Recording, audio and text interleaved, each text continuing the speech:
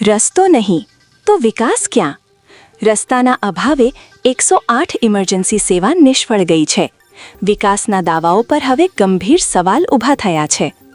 છોટાઉદેપુર જિલ્લાના અંતરિયાળ વિસ્તારમાં વિકાસના દાવાઓ કેટલી હદે ખોટા છે તે બતાવતો એક ચોંકાવનારો બનાવ સામે આવ્યો છે.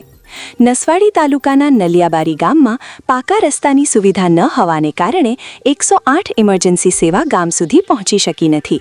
નલિયાબારી ગામના રહેવાસી ભીલ કુંતાબેન રાગેશભાઈ કુટુંબ નિયોજન યોજના અંતર્ગત નસવાડી સરકારી દવાખાને ઓપરેશન માટે ગયા હતા. ઓપરેશન સફળ થયા બાદ તેમને 108 એમ્બ્યુલન્સ દ્વારા ઘરે મોકલવામાં આવ્યા હતા. પરંતુ ગામ સુધી પાકો અને વાહન ચલાવી શકાય એવો રસ્તો ન હોવાના કારણે એમ્બ્યુલન્સને લગભગ 5 કિલોમીટર દૂર નિશાણા ગામ પાસે મહિલાને ઉતારવી પડી. થોડા સમય બાદ એમ્બ્યુલન્સ પરત ફરી ગઈ. આ ગંભીર પરિસ્થિતિમાં નળભારી ગામના લોકોએ માનવતા બતાવી પોતાના ખાનગી વાહન દ્વારા મહિલાને સુરક્ષિત રીતે ઘરે પહોંચાડી હતી.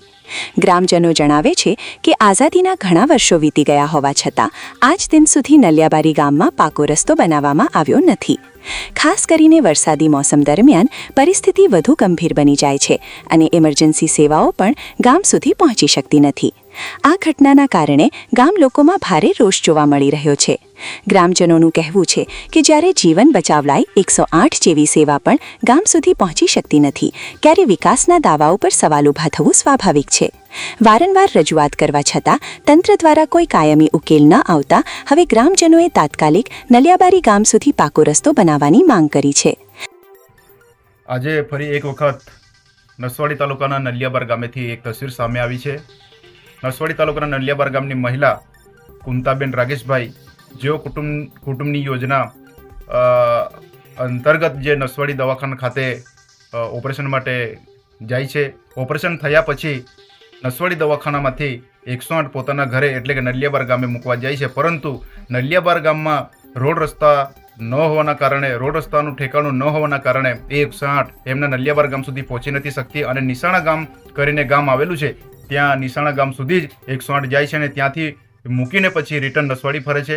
ત્યારે અમે સરકારને કહેવા માંગીએ છીએ કે આઝાદીના આટલા બધા વર્ષો વીતી ગયા હોવા છતાં પણ આ નલિયાબાર ગામના લોકોને આજ દિન સુધી રોડ જેવી સુવિધા આપવામાં નથી આવેલી. ત્યારે સરકારને અમે પૂછવા માંગીએ છીએ, તમે એક રોડ ને એક નારું બનાવી દેવાથી વિકાસ કર્યા કરો છો તો આ નલિયાબાર ગામના લોકોને એક રોડ ને એક નારું બનાવી આપે એવી તમારી પાસે આશાને અપેક્ષા રાખીએ છીએ. અગાઉ પણ રોડ રસ્તાની સુવિધા ન હોવાના કારણે નલિયાબાર ગામનું બાળક 2 વર્ષ અગાઉ 108 સમયસર ન પહોંચવાના કારણે એને સમયસર દવાખાનાની અંદર સારવાર ન મળવાના કારણે એ બાળકે જીવ ગુમાવી દીધેલો હતો.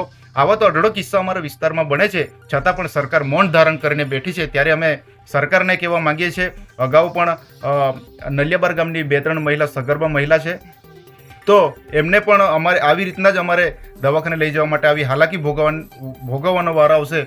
તો અમે કહેવા માંગીએ છીએ સરકારને જો આદિવાસી વિસ્તારમાં અને આદિવાસી પ્રજાનો વિકાસ કરવામાં કોઈ રસ ના હોય તો એ અમને કહી દે, અમે જેથી કરીને અમે એ પ્રમાણે વ્યવસ્થા કરી રાખીએ.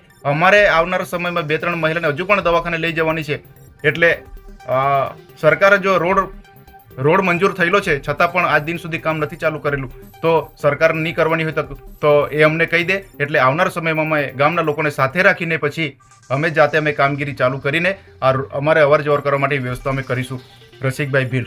પ્રિય દર્શક મિત્રો, આપના વિસ્તારની આવી જ તાજી, સચોટ અને વિશ્વસનીય માહિતી મેળવવા માટે ઈ ક્રાંતિ ન્યૂઝ ચેનલને તરત જ સબસ્ક્રાઇબ કરો. સાથે સાથે વિડીયો લાઇક કરો અને કોમેન્ટ કરવાનું ભૂલશો નહીં. ઈ ક્રાંતિ ન્યૂઝ. અહેવાલ પઠાણ યાકુબ અરઝા, છોટાઉદેપુર.